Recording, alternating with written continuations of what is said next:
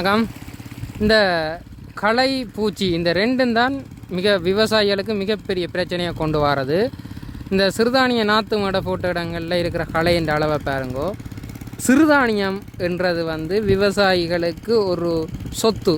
அது விவசாயிகளை காக்க வந்த பயிர் என்று சொல்கிறது காரணம். இப்படியான களை இருந்தால் என்ன, சில ஃபங்கஸ் பிரச்சனைகள் வந்தால் என்ன, அதை தாங்கி வளரக்கூடிய ஆக்கள் தான் சிறுதானியங்கள். இந்த சிறுதானியத்தை நாங்கள் அதில் இந்த நாற்று மடையில் இருந்து பிடுங்கி, இது அடைப்புகளில் இருந்த நாற்று மடையில் இருந்து பிடுங்கி கிட்டத்தட்ட 6 ஏக்கருக்கு நட்டு கொண்டிருக்கிறோம். அதாவது ஃப்ளட் இரிகேஷன், மேற்பரப்பு நீர்ப்பாசன முறை மூலம்தான் இது நடைபெறுகிறது. இன்னும் நாங்கள் இரிகேஷன் இங்கே செய்யலை, அவ்வளோத்துக்கு இப்போ கொஞ்சம் வசதி பிரச்சனைகள் என்று சொல்லலாம். இதில் பார்த்திங்கன்னா ரிச் அண்ட் ஃபெரோ மெத்தட், அதாவது மேடு பள்ள முறைகள் மூலம்தான் பாத்திகளை அமைச்சு இந்த நாற்று மேடை நட்டு கொண்டிருக்கிறோம்.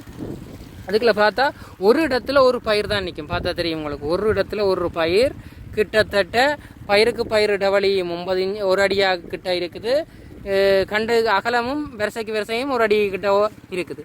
இப்போ நீங்கள் பார்த்தீங்களா தெரியும். ஏன் அப்படி வச்சிருக்கிறோம்டா, நாங்கள் இடைவெளி கூட்டுறோன்னா நாங்கள் நிறைய பேருக்கு 1 அடி 9 இன்ச்சு, 1.5 அடி 9 இன்ச்சுன்னு சொல்கிறது இருங்கு நடுவே செய்ய தான் நடந்திருக்கு. இந்த புருவத்தின் ஒவ்வொரு அதாவது கீழே இல்லை, கொஞ்சம் உயரமாக நட்டுருப்போம். மேனண்டா இதில் நீங்கள் அடித்து பார்த்தீங்கன்னா மேலே ஓடு காஞ்சாலும் உள்ளுக்குள்ளே ஈரத்தன்மை இருக்கும். இந்த ஈரத்தன்மை மேலே அப்படியே வச்சிருக்கும், ஃபுல்லாக வச்சிருக்கேக்க இதுகளோட வேர்பெரம்பல் கீழால் இதுக்குள்ளே இருப்பார். இந்த மேட்டுக்குள்ளே இருக்கேக்க இது தனக்கு தேவையான அந்த ஈரப்பதனை தொடர்ச்சியாக மெயின்டைன் பண்ணக்கூடிய. இது இன்றைக்கு 3ஆம் நாள் முறை தண்ணி கட்டி கொண்டிருக்கிறோம். தொடர்ச்சியாக அந்த மெயின்டைன் பண்ணக்கூடிய மாதிரி இருக்குது. இந்த பாத்தி அமைப்புகள் எல்லாத்தையும் பாருங்க ஒருக்கா.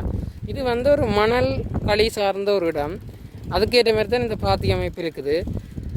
அதுக்கேற்ற மாதிரி தான் பாருங்க, ஒவ்வொரு கண்டுகளுக்கு இடையில் இருக்கிற வழி. நாங்கள் களைகளை பெருசாக பொருட்படுத்தவும் இல்லை, பூச்சிகளை பெருசாக பொருட்படுத்தவும் இல்லை. அதுக்கு காரணம் சிறுதானியம்ன்றதுனால. சிறுதானியங்கள் விவசாயிகளை காக்க